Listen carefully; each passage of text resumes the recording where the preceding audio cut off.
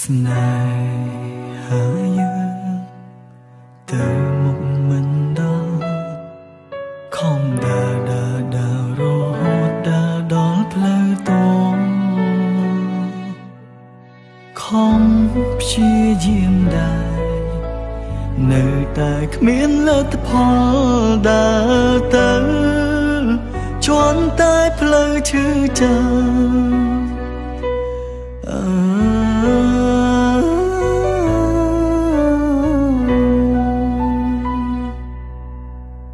សុំលោកតែងសួរបងនៅស្រឡាញ់អូនទេខំគេសំនួរមាសមើលទាំងទ្រង់ឈឺផ្សាចិត្តនៅតែស្រឡាញ់តែផ្លូវពោលពេញទៅដោយបញ្ហាទៅយ៉ាងណាក៏ពួកយើងទៅមិនដល់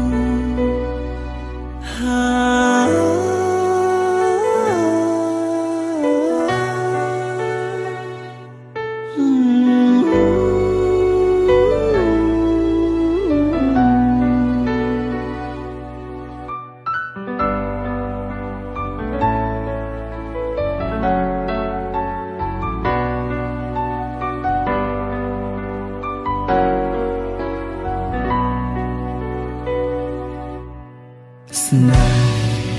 ហាយើងទៅមុខមិនដល់ខំដើររហូតដើរដល់ផ្លូវតង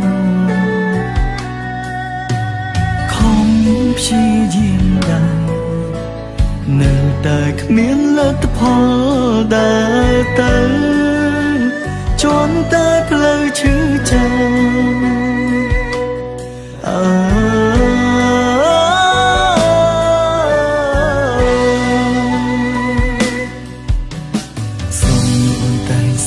បងនៅស្រឡាញ់អូនទេខំគេសំនួរមាសមើ